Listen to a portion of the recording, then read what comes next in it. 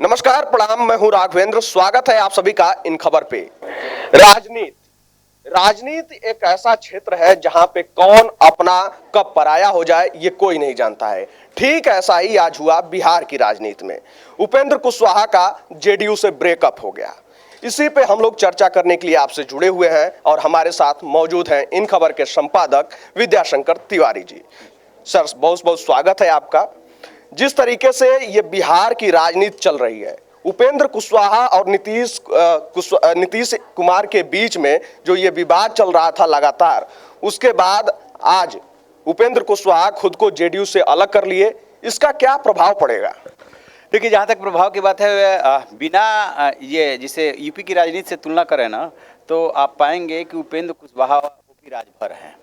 अकेले कुछ नहीं कर सकते, मिल के किसी के साथ कुछ कर सकते हैं। तो उन्हें कहीं ना कहीं बीजेपी से सह मिला हुआ है। बीजेपी की दिक्कत ये है कि इस समय बिहार में उसके पास जो है चिराग पासवान और पशुपत पारस के अलावा कोई और दिख नहीं रहा है और उसे छोटे छोटे दलों का साथ चाहिए। इधर ये असंतुष्ट इस बात को लेकर के चल रहे थे कि आपने विधान परिषद का सदस्य बना दिया और पार्लियामेंट्री बोर्ड का अध्यक्ष बना दिया, लेकिन ना तो मंत्री बनाया ना डिप्टी चीफ मिनिस्टर बनाया। दूसरी बात, तीसरी बात जो सबसे बड़ी सबसे ज़्यादा उनको खल रही थी उपेंद्र कुशवाहा को, वो इस वजह ये खल रही थी कि आज़ादी से पहले वहाँ पे त्रिवेणी संघ बना था बिहार में, जिसमें कि कुर्मी, कोयरी और यादव शामिल थे। अब यादवों के बारे में कहा गया कि उनकी बामुश्किल वहाँ पे 10-11% और राज किए वो 15 साल। इसके बाद नीतीश कुमार, कुर्मी, इनकी जो कुल आबादी मतदाता हैं 4% भी नहीं, ठीक है। उसमें भी उपजातियों में बटे हुए, जिस अवधिया से ये आते हैं उपजाति से, उसका वो बहुत कम है, फिर भी ये मुख्यमंत्री रह लिए 17-18 साल। और यहाँ पे कहीं ना कहीं कोयरी कुशवाहा जो है ना ठगा गया। उसे लग रहा है कि आज़ादी से पहले हम तीनों ने मिल करके संघ बनाया था और हमारी बदौलत ये दोनों रह लिए मुख्यमंत्री, हमें तो कुछ मिला ही नहीं। ये लेक्चरर रहे हैं उपेंद्र कुशवाहा, पढ़े लिखे हैं और इनमें राजनीतिक समझ ठीक ठाक है। तो ये उधर से कूद करके इधर इसलिए आए थे कि नीतीश कुमार के साथ 2 बार रह लिए हैं तो कुछ मिलेगा, लेकिन नीतीश कुमार ने इनको पकड़ा दिया झुनझुना। यहाँ तक भी वो बर्दाश्त करते रहे, लेकिन जैसे ही उन्होंने कहा कि 2000 मतलब कि ये 20-25 का चुनाव जो है वो तेजस्वी के नेतृत्व में होगा, वैसे ही ये बहुत ज़्यादा नाराज हो गए। ऐसा लगा कि अब तो हमारे लिए यहाँ कुछ बचा ही नहीं। आज उन्होंने ये भड़ास निकाली भी कि आप अपना उत्तराधिकारी पड़ोसी के घर में ढूंढ रहे हैं और यहाँ पे जो हैं वो दिखाई नहीं दे रहे हैं।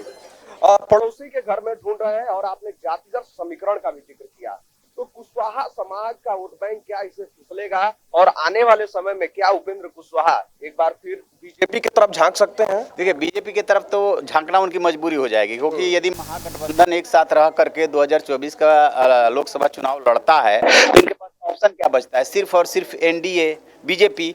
हालांकि 2015 का विधानसभा चुनाव जब 23 सीटों पे ये लड़े थे तो मात्र इनको 2 सीटें मिली थी और वहीं से ये डिमोरलाइज हुए, वहीं से एक तरह से कह सकते हैं कि बहुत ज़्यादा कमज़ोर हो गए और फिर वो भाग करके इधर आए 2018 के आसपास महागठबंधन के साथ। लेकिन बीजेपी के अलावा इनके पास और कोई विकल्प नहीं है और बीजेपी को इसलिए दरकार है कि देखिए, हराने के लिए, किसी को भी हराने के लिए 1-2% वोट काफ़ी होता है और उतनी ये हैसियत रखते हैं। हर बार ना सही, कभी कभी हो जाता है।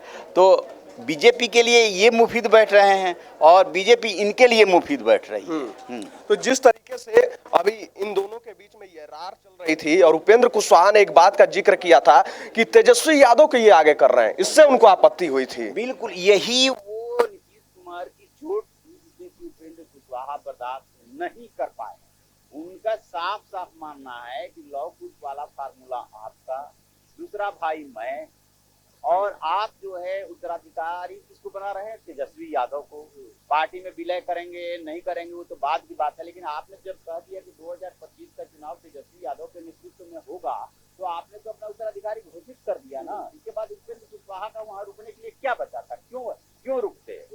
और जिस तरीके से इन दोनों लोगों के बीच में विवाद था और नीतीश कुमार इससे किनारा कस रहे थे लगातार कि जो वो बोलते रहते हैं बोलने दीजिए, वो इनको तवज्जो भी नहीं दे रहे थे कि उपेंद्र कुशवाहा उनको इस तरीके का झटका भी दे सकते हैं। अब जैसा कि जेडीयू के अध्यक्ष ललन सिंह कह रहे हैं कि हम लोग को पहले से पता चल गया था कि वो क्या कर रहे हैं। हो सकता है कि बीजेपी नेताओं के साथ उनकी पर्दे के पीछे एक मीटिंग हुई हो, उन लोगों की जानकारी में हो। ये कोई बहुत बड़ी बात नहीं है। जो भी राजनीति करता है, पार्टी बदलता है, अपनी नई पार्टी बनाता है, वो ये सब करता ही करता है। हैं, बीजेपी के साथ जा रहे हैं, बीजेपी के साथ जा रहे हैं। अरे भाई आप भी तो 2 बार बीजेपी के साथ गए हैं, इसमें कौन सी बड़ी बात कर रहे हैं? यदि वो भी जा रहे हैं तो आप भी तो गए हैं। और वही लोकसभा चुनाव जहां पे 40 सीटें, उसमें से 39 सीटें एनडीए गठबंधन जीतता है। तो इस बार भी लोकसभा चुनाव नजदीक है, तो इस बार क्या रुझान आ सकते हैं? देखिए, बीजेपी के लिए मुश्किल तो हो गया है। मुश्किल इसलिए हो गया है कि 2015 का जो विधानसभा चुनाव हुआ था उसमें बीजेपी 53 सीटों पे समेट करके रह गई थी। महागठबंधन जब जब साथ आएगा तब तब बीजेपी के लिए बिहार में लड़ाई मुश्किल होगी, क्योंकि कोई कितना भी कह ले, अल्टीमेटली बिहार में बिहार और यूपी खासतौर से धर्म और जाति आधारित ही राजनीति होती है और उसी के आधार पे वोट पड़ता है। तो बीजेपी के लिए मुश्किल ये हो रही है कि सिर्फ उधर चिराग पासवान पशुपत पारस बचे हैं और यदि उपेंद्र कुशवाहा साथ में जाते हैं तो ये बचते हैं।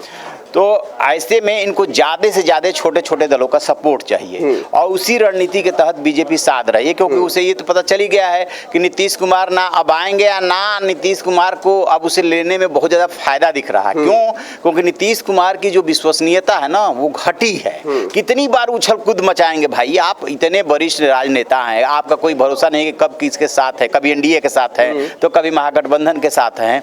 तो एक बात तो ये आ रही है कि पर्दे के पीछे से अभी भी बातचीत चल रही है, लेकिन वो कह रहे हैं कि नहीं ऐसी कोई बात नहीं। बीजेपी ने भी कह दिया कि ऐसी कुछ बात नहीं, लेकिन राजनीति को संभावनाओं का खेल कहते हैं तो संभावनाएं तो हमेशा बनी रहती है, लेकिन अब उम्मीद कम लग रही है। तो वैसे में सिर्फ उपेंद्र कुशवाहा नहीं, आप देखेंगे कि 2024 तक आते आते उत्तर प्रदेश और बिहार में जो है 2 प्रयोग होने जा रहे हैं। 2014 के चुनाव में नरेंद्र मोदी और अमित शाह की जोड़ी ने ये किया था। जितने छोटे दल है, छोटे छोटे दल पॉकेट में, जिनका कि 10 सीटों पे, 5 सीटों पे, 2 सीटों पे, 1 सीट पे प्रभाव है, उन सबको ये लोग जोड़ेंगे। इनके जोड़ना इनकी मजबूरी है बीजेपी की, और वो कोशिश करेंगे कि हम यूनाइट रहें। ये जो जाति जनगणना स्टेट का सब्जेक्ट ही नहीं है, पहले तो जनगणना वो एक सर्वे है। वो क्यों दांव चला गया? वो सिर्फ इसलिए चला गया है कि पिछड़ी जातियों को एकजुट किया जा सके, कि यदि हम 50% प्लस हैं तो साथ आओ, इसके लिए वो किया जा रहा है।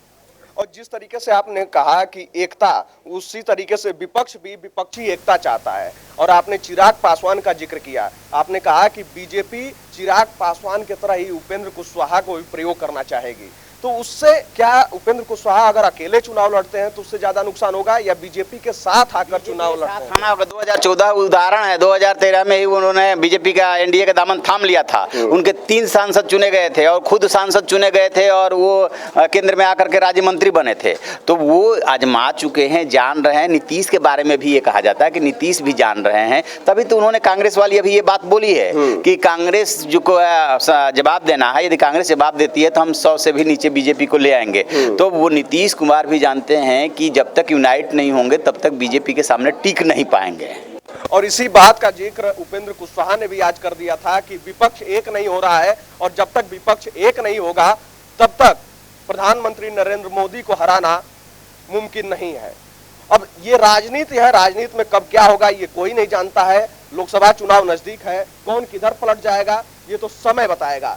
लेकिन जैसा आपने सुना कि उपेंद्र कुशवाहा इतने पदों से अपने इस्तीफा दिए, जेडीयू को छोड़ दिए, नई पार्टी बनाए, तो इसके पीछे लाजमी है कि कुछ ना कुछ और स्वार्थ तो निहित जरूर होगा। लेकिन ये समय बताएगा कि इसके पीछे का क्या स्वार्थ था। फिलहाल इस चर्चा में इतना ही। देश दुनिया से जुड़े तमाम खबर को देखने के लिए आप सब जुड़े रहें इन खबर के साथ। तब तक के लिए नमस्कार।